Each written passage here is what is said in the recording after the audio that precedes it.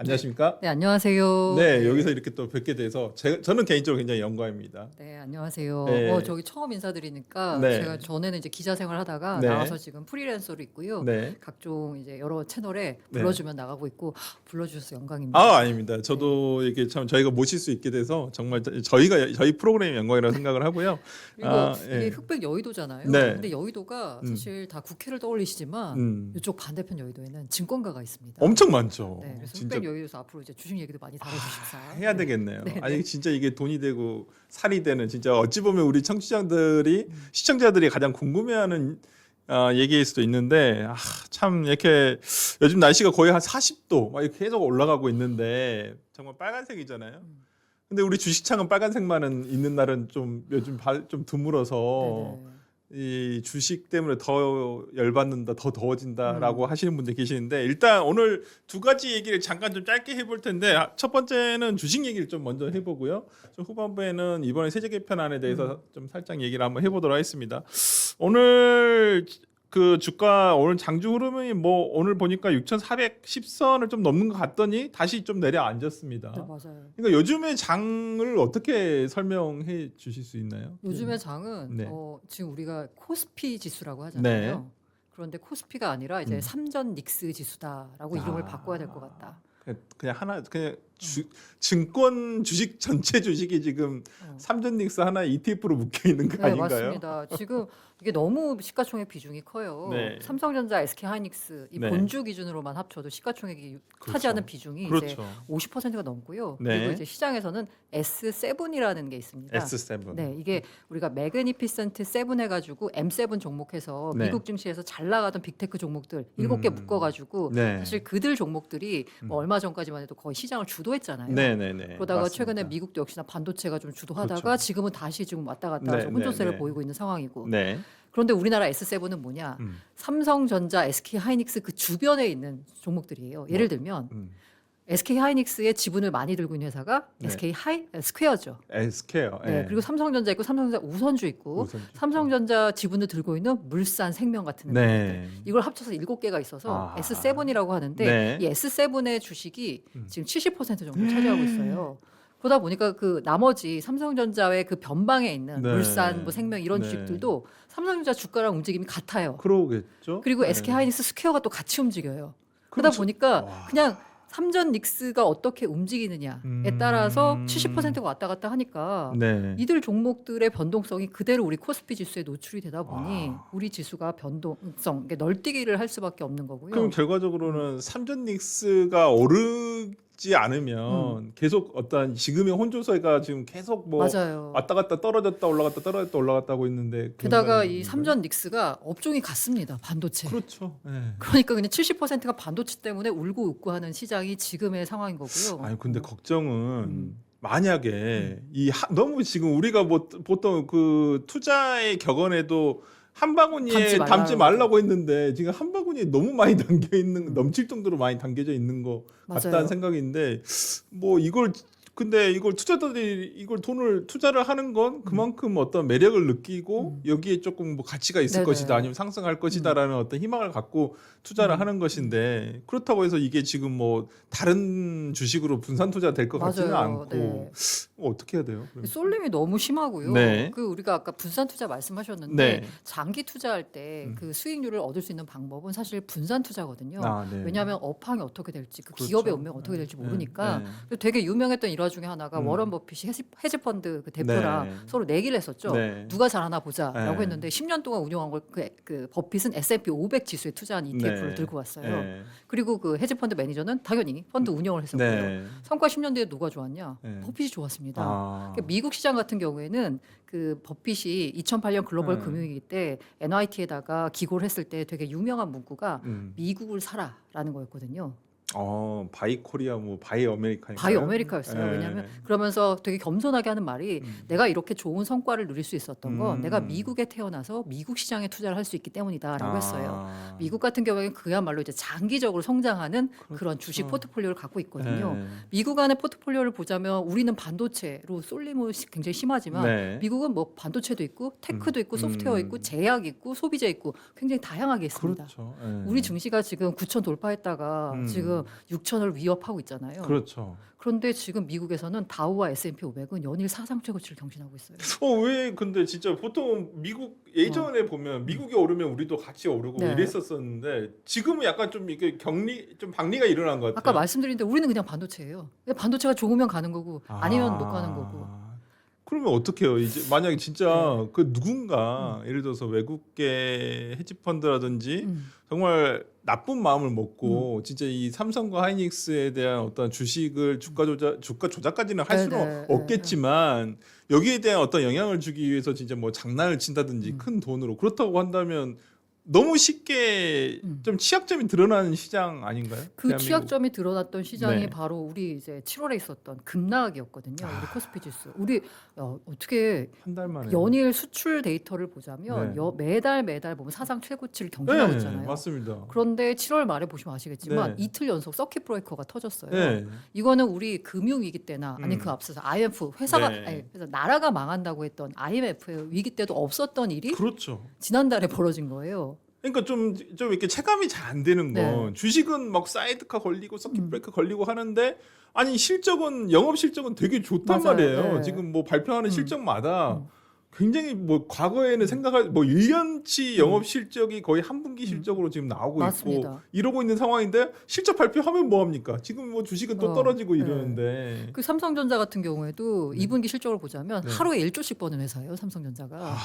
그러니까 어마어마한 회사들이거든요. 네. 그런데 아까 제가 헤지펀드들이 막 공격하고 이러면 어떡하냐라고 네. 했는데 사실 삼성전자나 SK 하이닉스를 대상으로 공격을 하는 건 아닌데 그러겠죠. 7월 말에 벌어졌던 일이 뭐냐면 그 많이 좀 들어보셨을 텐데 네. 투자하시는 분들 레오폴드 아셴브레너라는 네. 그 25살짜리 굉장히 천재가 있어요. 이 친구가 오픈 AI를 24년에 나와가지고 네.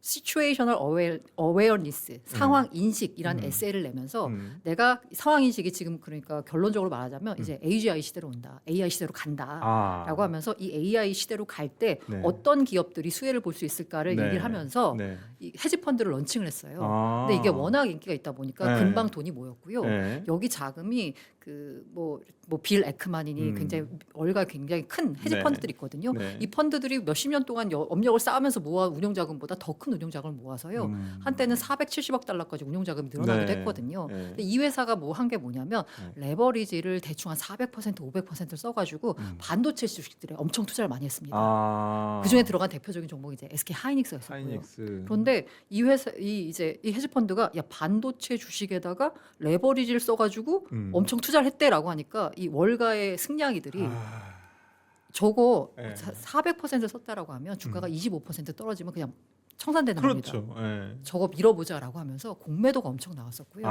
결과적으로 7월 말에 여기가 항복했어요. 자기들이 갖고 있는 포지션을 시타델이라고 공매도 전문 헤지펀드에 이제 팔았습니다. 네, 시타델 되게 유명한 네, 공매도. 맞아요. 그러면서 우리가 그 7월 31일에 봤던 네. 지수가 18% 가까이 오른 폭등장이 나오거든요. 예. 아까 말씀드린 대로 돌아오게 되면 그런 이제 뭔가 의도적인 공격이 나올 수 있지 않겠느냐. 그 공격이 벌어졌던 게 바로 7월 말에 벌어진 상황이었죠. 그랬군요. 우리 기업만을 대상으로 한 건 아니라 AI 기업을 대상으로 한 건데 운 좋다고 해야 되나? 우리 기업의 실력이기도 한데 우리가 그 AI 인프라 기업의 중심에 있잖아요. 그렇죠. 그러다 예. 보니까 우리 예. 기업들 주가가 떨어진 거고 또 하필 그 두 개 기업의 주식이 우리 코스피 시총의 50%, 50% 또 이상 넓게 가고 보면 있으니까 70% 차지하고 있으니까 지수가 그렇게 아니 지수가 18%한 그게 오르는 이해가 거 안 돼서 너무한 거 아닌가요? 예, 아니 그러니까 네. 뭐 저도 이렇게 그냥 뭐 경제 전문가가 아니라서 모르지만 뭐 무역은 뭐 분기별 지금 최고 실적이다. 맞아요. 뭐 영업실적 좋다고 하는데 아니 이 장은 그냥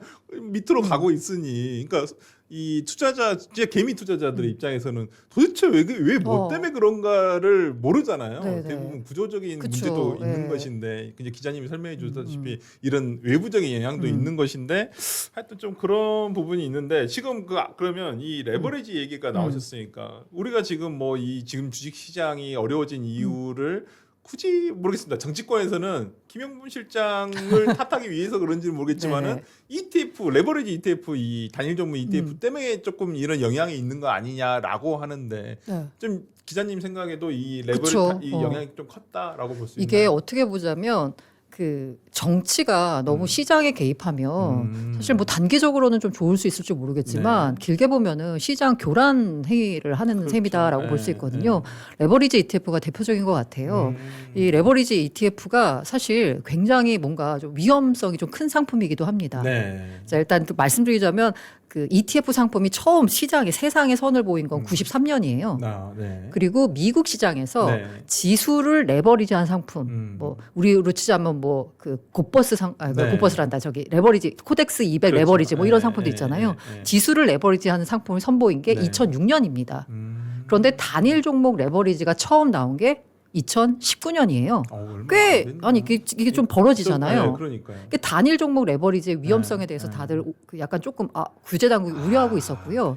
19년에 처음 선보일 때도 미국에서 선보인 게 아니에요. 네. 영국에서 선보였습니다. 영국에서. 왜 당시 미국 SEC가 보기에는 이거 조금 너무 위험한데라고 봤던 거예요. 아. 그러고 있다가 미국에서 22년에 약간 규제 완화 움직임을 타고 선보였습니다. 네, 단일 네. 종목 네, 레버리지 네, 상품. 네. 그때도 약간 논리가 뭐였냐면 네.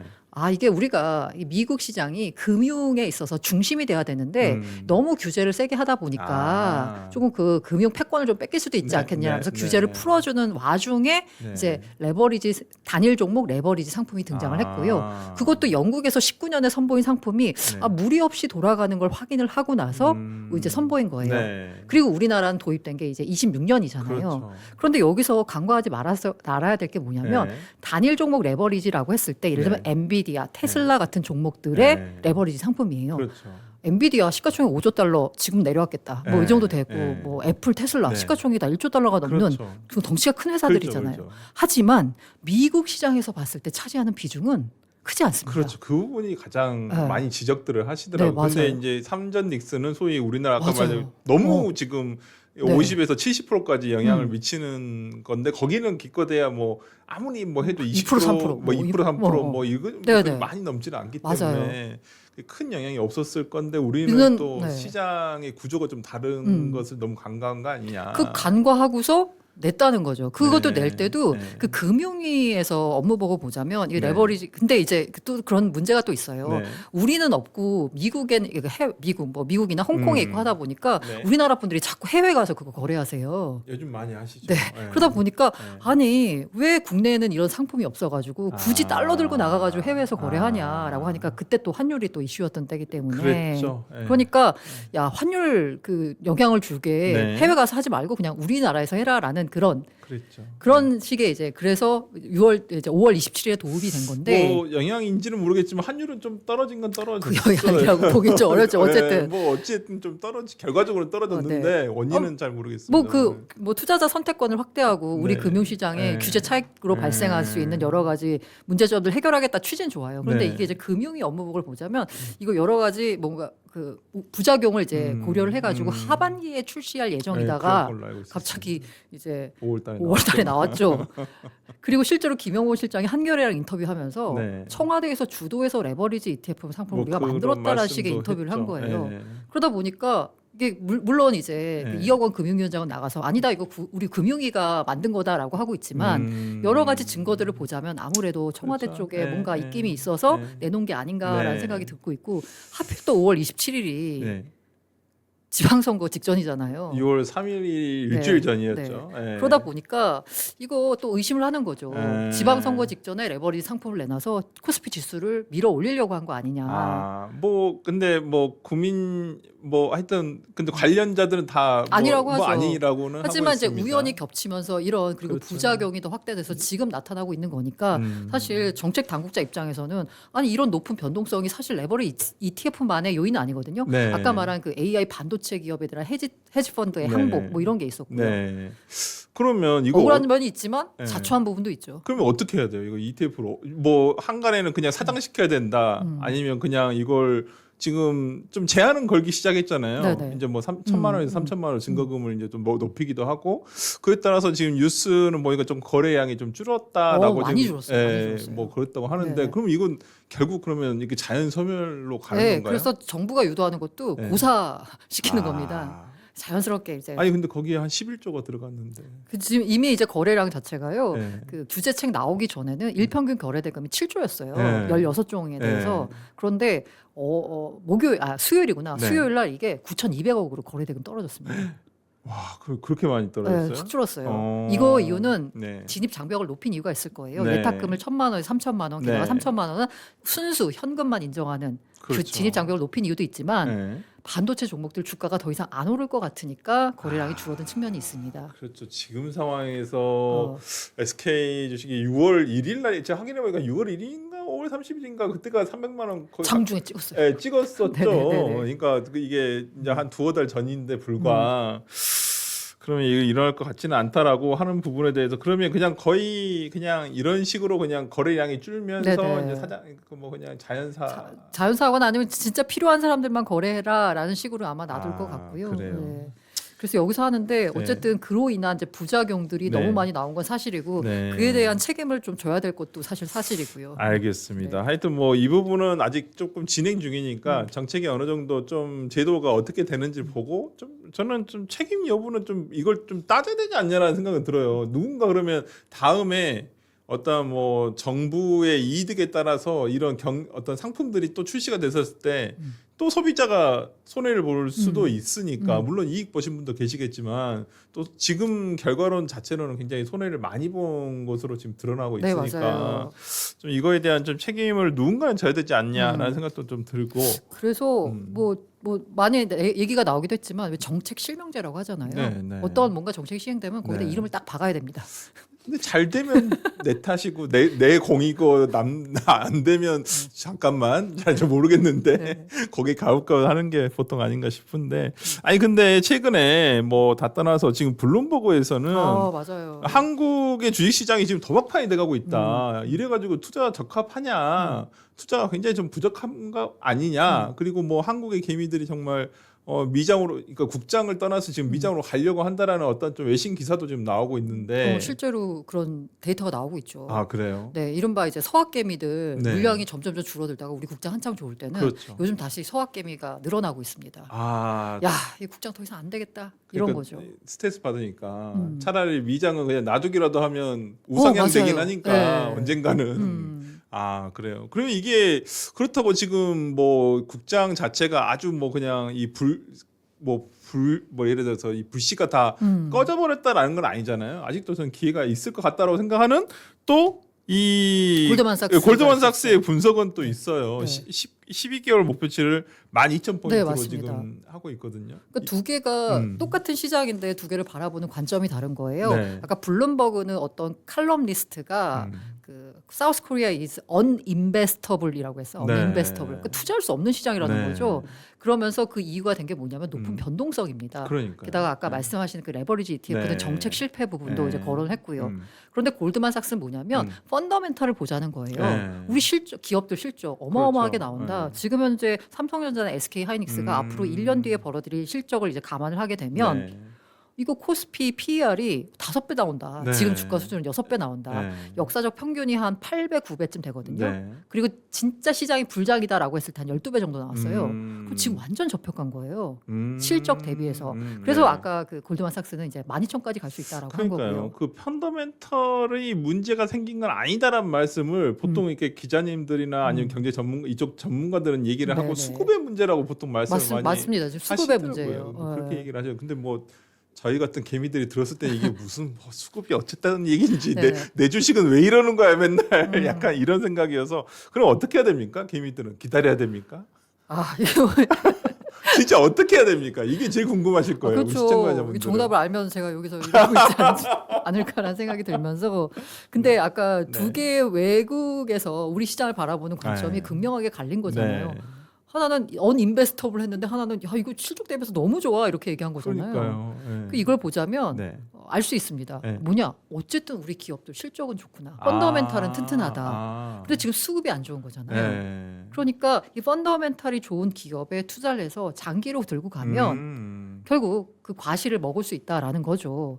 제가 그러니까요. 좋아하는 비유 중에 하나가 뭐냐면 네. 그 주식 투자는 네. 주인이 개를 산책시키는 것과 비슷하거든요. 음. 이 주인은 펀더멘탈이고요. 네. 기업 실적이고 이 강아지는 주가입니다. 그런데 목줄에 매여서 이렇게 산책을 시키거든요. 네. 어떤 때는 강아지가 주인을 앞서가기도 하거든요. 그렇죠. 근데 어떤 때는 강아지가 저 뒤에 따라와요. 그렇죠. 예. 예. 그런데 어쨌든 간에 목줄에 매여 있기 때문에 같이 갈 수밖에 없습니다. 길게 보면. 길게 보면. 그러면 제가 펀더멘탈 말씀드렸으니까 네. 펀더멘탈이 좋으니까 장기 네. 투자하면 되는데 음. 장기 투자를 방해하는 요인이 있습니다. 뭐요?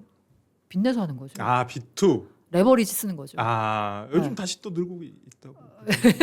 그 이제 늘었다가 이제 다들 이제 손실 다시 많이 보셨죠. 손실 많이 네. 보시고 다시는 내가 음. 본전만 찾으면 이 장을 떠나겠다. 주식 손도 안 쳐다도 보지 않겠다라고 하시는 분들이 많은데 그래서 펀더멘탈을 보고 투자를 하시겠다라고 결정을 했으면 그 이제 정보하셔야 B2하고 레버리지 쓰지 마시고요. 네. 그리고 혹시라도 진짜 운이 좋아서 네. 지금 만약에 현금을 갖고 계신 분이다라고 하면 야 지금 싸다고 하니까 다 들어가자가 네. 아니라 네. 어쨌든 변동성이 있는 시장이거든요. 그러니까요. 이럴 때는 나눠서 사는 게 답입니다. 아, 무조건. 나눠서. 네, 나눠서. 네. 그러니까요. 근데 지금은 뭐 아주 그러니까 근데 뭐 오래되지도 않았어요. 지난 주말에도 뭐 7% SK 하이닉스는 뭐 7, 8% 10%씩 떨어지기도 하고 뭐 그래 다시 또 뭐 7, 8% 회복하기도 하고 뭐 이래서 이런 시장을 그 대형 주식이 그렇게 막 왔다 갔다 하는 걸 보면 되게 무섭더라고요. 네, 저는 맞아요. 되게 그래서 야 진짜 이건 참 강철 심장만의 이 주식을 할 수 있는 시장이 돼버린 건 아닌가라는 생각이 드는데